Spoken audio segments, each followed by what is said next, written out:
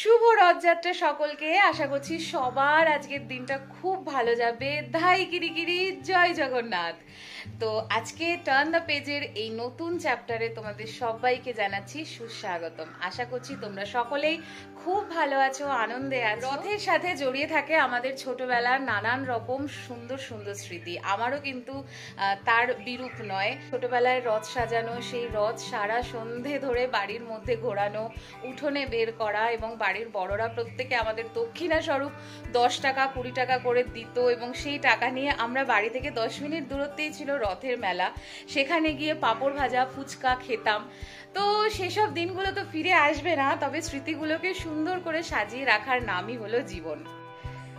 এখন বাড়ি থেকে তো অনেকটা দূরে থাকি, তবে রথের সাথে জড়িয়ে থাকা আরো একটা মজার জিনিস তোমাদের সাথে আজ শেয়ার করব বলেই এই ব্লগটায় আজ এসেছি।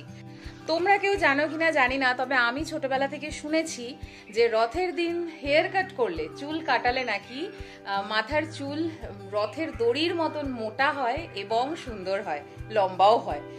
আমি এর সত্যতা নিয়ে কখনোই প্রশ্ন তুলিনি, আবার জিজ্ঞাসাবাদও করতে যাইনি, তবে বিশ্বাসটা কিছুটা রয়েছে। তাই আমি চেষ্টা করি বছরে অন্তত এই দিন একটু হলেও নিজে হলেও কেটে ছুটে দেওয়ার। আজকে আমি এখন যাব একটু পার্লারে হেয়ার কাট করাতে, তবে হ্যাঁ, ছোট করার ইচ্ছা নেই। আমার যেটা ইচ্ছা সেটা হচ্ছে ট্রিম করাবো। আর বাইরে প্রচুর পাখি আর কাকের কোলাহল শুনতে পাচ্ছ আশা করি। আসলে বৃষ্টি আসবে, তো চলো আর দেরি না করে বেরিয়ে পড়ি।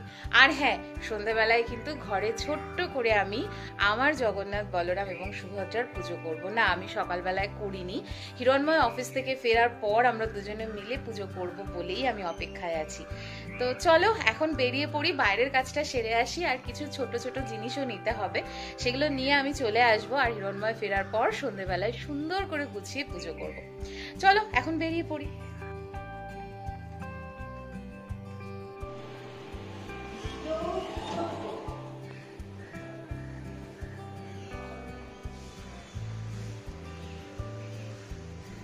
বাড়ি থেকে একেবারেই কাছেই আম্রপালি অর্কিড, যেটা আমাদের কমন মার্কেট এরিয়া। ঘড়িতে এখন বাজে 2:30, বেরিয়ে পড়েছি। আর এই রাস্তাটা এত সুন্দর যে বাড়ি থেকে বেরোলেই মনটা ভালো হয়ে যায়। একদম সবুজে ঘেরা। দেখো, বৃষ্টির পর তো এর রূপ আরও খোলে। ওখানে গিয়ে প্রথমেই একটু শ্যাম্পু করিয়েছিলাম, আর প্রথমে তো প্ল্যান ছিল শুধু শ্যাম্পু আর ট্রিমই করাবো, তবে হ্যাঁ, আজকে আমি অনেক দিন বাদে একটা হেয়ার স্পাও করিয়েছিলাম। ভীষণ রিল্যাক্স ফিল হয়েছিল। দেখো, হেয়ার লেন্থ কিন্তু আমি খুব বেশি ছোট করিনি, আর ব্লো ড্রাই করে দিয়েছে বলে হেয়ার সেটটাও খুব সুন্দর লাগছিল। আমি জানতাম বাড়িতে পৌঁছানোর পর এই সেটিংটা বেশিক্ষণ থাকবে না, তাই যতক্ষণ থাকে ততক্ষণেরই ভিডিও ক্লিপিংস নিয়ে রাখছিলাম, আর বেশ কয়েকটা ছবিও তুলে নিয়েছি। এরপর পৌঁছেছিলাম মিষ্টি অ্যাফেয়ার্সে। তোমরা তো এতদিনে জেনেই গেছো এটা একটা বাঙালি মিষ্টির দোকান। সেখান থেকে পুজোর জন্য মিষ্টি আর ঘরের জন্য একটু মুড়ি নিয়ে সোজা বাড়ির পথে। সো 4:26 মতন বাজে। হ্যাঁ, বিকেল হয়ে গেছে ওখান থেকে ফিরতে ফিরতে। সো এবার আমি আবার একটু ফ্রেশ হয়ে নেবো, হয়ে ঠাকুরের জায়গাটাকে একটু গুছিয়ে নেবো, অ্যান্ড হোপফুলি তারপরে যখন হিরণময় আসবে তখন সন্ধ্যাবেলায় সুন্দর করে ছোট্ট করে একটা পুজো করে নেবো। তো চলো, দেখা হচ্ছে তখন। ঘরের কাজ করতে করতেই বাইরে চোখ গেল, আওয়াজ শুনে বুঝলাম বৃষ্টি নেমেছে।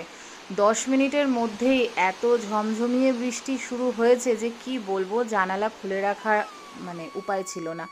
বন্ধ করে রেখে বাদবাকি কাজ সেরে জামা কাপড় চেঞ্জ করে বসলাম ফাইনাল সাজসজ্জার জন্য।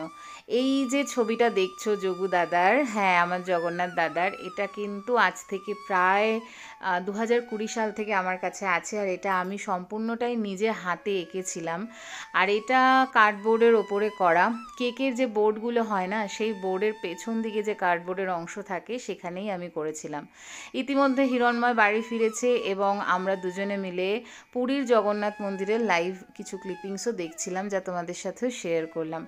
এই ফুলগুলো সবই গাছের ফুল। এবার আমি পুজো শুরু করব। তার আগে দেখো, আমি ছোট্ট সুন্দর করে গুছিয়ে নিয়েছি আমার সিংহাসনে বলভদ্র, সুভদ্রা এবং জগন্নাথকে।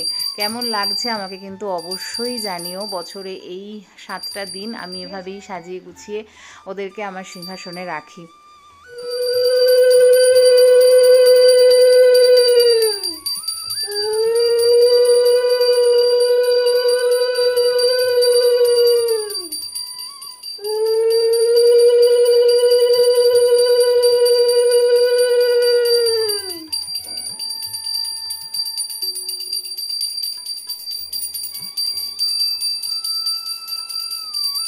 সাতটা দিন নানান রকম ফল মিষ্টি দিয়েই আমি ওনাদের সেবা করার চেষ্টা করি।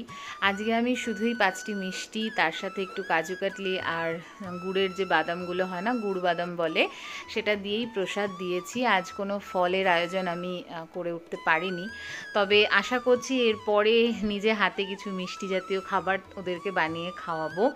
তো এই হলো আমার গনু আর মনু, ওদেরকেও সুন্দর করে একটু সাজিয়ে নিয়েছি। আর এই যে আমার আরতিও সম্পন্ন হয়েছে। পুজো তো আমাদের খুবই সুন্দরভাবে কেটেছিল, তারপর সেভাবে আর কোনো ক্লিপিংস নেওয়া হয়নি একটু কিছু পার্সোনাল রিজনের জন্য। এই যে খাবার দাবারের ক্লিপিংসগুলো দেখছো তা কিন্তু শনিবার দুপুরে হিরণময় বাড়িতেই ছিল, তাই বানিয়েছিলাম পোলাও আর পনির। আমার রথযাত্রার গল্প তো এখানেই শেষ হচ্ছে। তোমাদের কেমন কাটলো দিনটা অবশ্যই জানিও। সবাই খুশিতে থেকো, আনন্দে থেকো। আজ আসি, টাটা।